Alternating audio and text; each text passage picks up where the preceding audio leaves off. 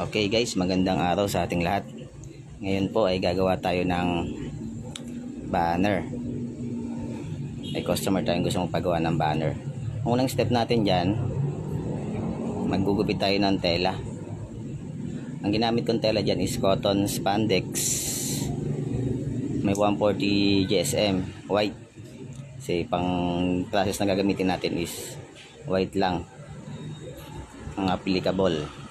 Nasukat siya na 2 feet by 5 feet. Pagkatapos natin katin yan, maglilayout na tayo ng ating design. Maglilayout kayo sa Adobe Photoshop. Ginawa kong size ng letter nyan is A4 kada isa size. Kasi piprint lang natin siya ng pabaliktad. Tapos kung iprint yan, tahin na natin ng ating palawit. Hindi ko alam kung anong tawag dyan sa palawit na yan. Tatahiin lang natin yan. Bali isang pasada lang, okay na siguro yon. Pagkatapos nating tahiin yan, ipress na natin yung ating design.